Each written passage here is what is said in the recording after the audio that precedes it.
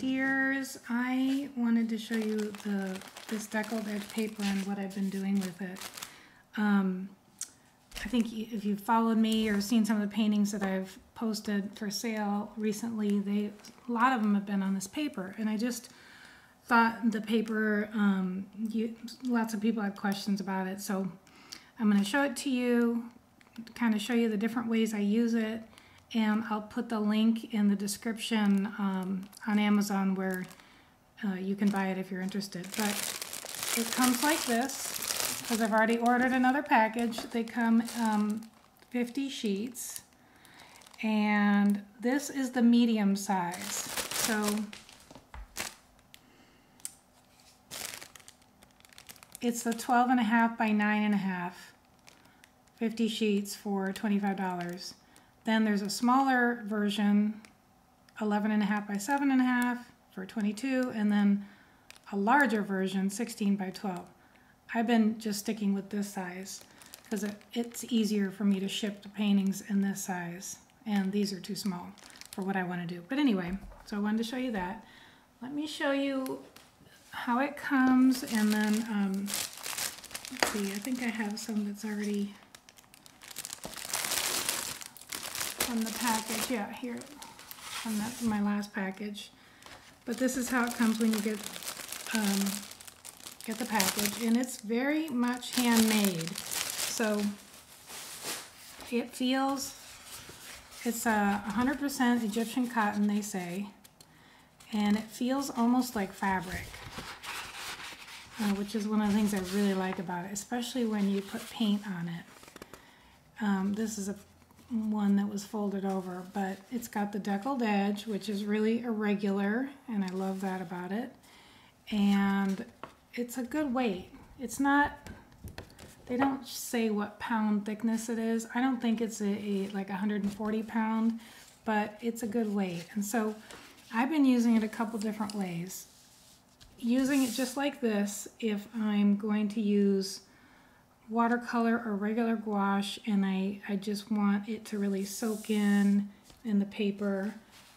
Been playing with things like this with it, just having fun with loose florals, and I didn't do anything to the paper to prepare it for this. Just applying the paint, and this is regular gouache here. And you can see that it bleeds just, you know, like you expect watercolor paper to do. Doesn't soak through. And, you know, these can be framed just like this in a floating frame. I did put a new link on my website to some favorite frames, with one of them being a floating frame. And so if you're going to do this with gouache or watercolor and you want that sort of watercolory, washy look, then you don't gesso the paper. Other times, and most of the time, I've been gessoing it, and I'll actually gesso one to show you here in a minute, but this has already been gessoed, and I just gesso kind of to the edge. I don't go all the way to the deckled edge. I don't know if you can see, but there's probably like a quarter, half, or to a half an inch. I'm not worried about being exact because the whole paper is not exact, but I gesso where I'm going to be painting. And then I've been doing things like this. I'll just show you a variety. Because, so you might ask, well, why am I gessoing? Well,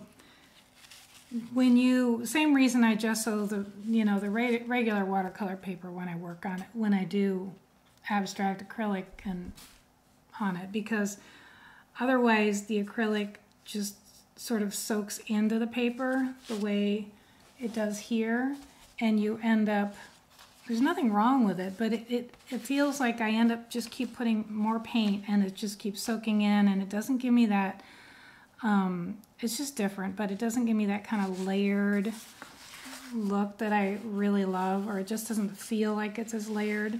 When I gesso it first, like here, think of gesso as like a primer, and so now when I apply the paint here, it will sit on top. And of course that begs the question, well then why are you using watercolor paper? Because you're, if in effect, sealing off the watercolor paper properties by gessoing. And I don't know if I have a good answer, except that I like the deckled edge. I like how watercolor paper feels. I like the weight of it. And, you know, good thick papers are not really easy to come by, and watercolor is a good thick paper. So, I've done, you know, stuff like this. These are some of my newer paintings that I need to list for sale, but you can see here, you can see the acrylic layers. You can probably hear it. You know, it just feels like stiff fabric. I just love the feel of it. And this, I'm not sure I gessoed this now that I'm thinking about it. And okay, so this is a good example because here's something else I noticed if you don't gesso. So yeah, this one I didn't. I did the background and then I did the elements, and I noticed when I came in afterwards, it's not a big deal, but it's just something I noticed, and I came in with the metallic pen. The metallic ink kind of soaked into the paper, and so I had to do a couple of coats to get that metallic look I wanted. So it also keeps whatever I do afterwards sitting on top as well. Now these metallic dots were fine, and I think it's because they're on top of several layers of paint, but right here there was only the one layer and it soaked right in. So that was a learning, and for this kind of work. And this one I didn't gesso either, but I do have several layers of paint.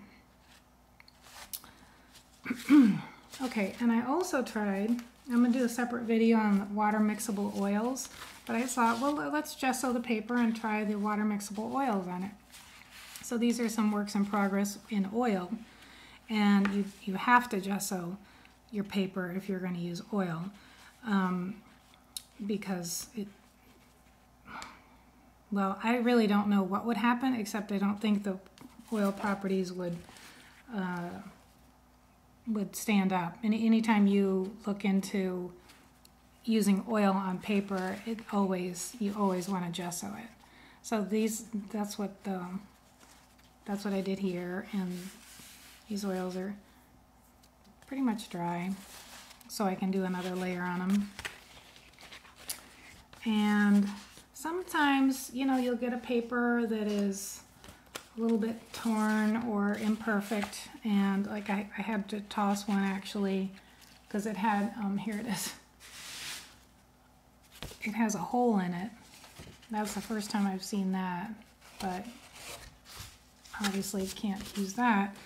And sometimes they're bent like this, but I just take the, you know, it is a handmade paper, so I don't worry about it because it's part of its charm. And once I gesso here, and I could even wet this and flatten it and I probably would. For a painting, these two I would wet and flatten.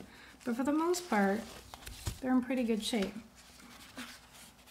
You know, and their defects are part of their charm to a point. You know, like I don't mind that little thing there, and that's the whole point.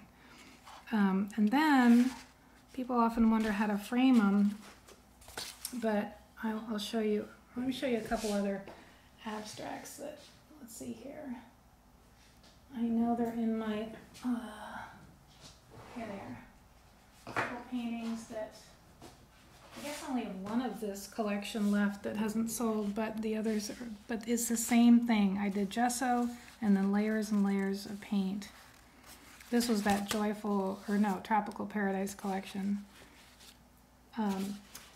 So one of those that I kept for myself is in here, and this is how I framed it.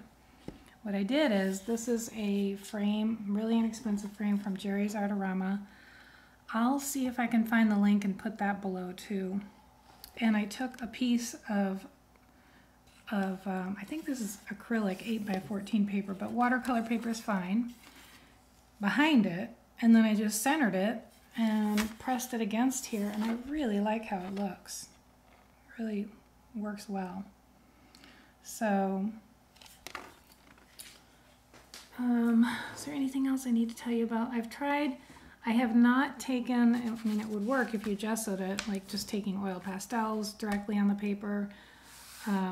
As long as you gessoed it, that would work. I would just, if you're going to do anything, like I said, besides watercolor or gouache and that washy look, then I would gesso. Otherwise, you can just play and not worry about the gesso.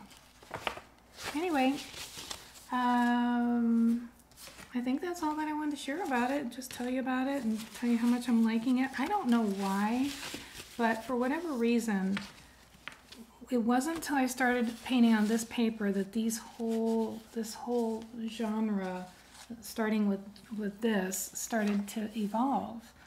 And when I look back on that, I think, well, I could have created this, and now I am creating them like here on regular watercolor paper. But there was just something about this paper that helped pull this sort of style out of me. And I think that's kind of fascinating how a supply, maybe a type of paint, maybe a different type of brush, a paper in this case, or oil pastels or certain ink. I mean, it's interesting to me how you can pick something to refresh, especially if you're feeling sort of stuck, like I'm bored with what I'm creating, I want to create more or something different. Then changing it up with one of the things I mentioned has always been a way for me to just sort of jumpstart a new idea and a new exploration. So hope that helped. Keep creating. Have a great day.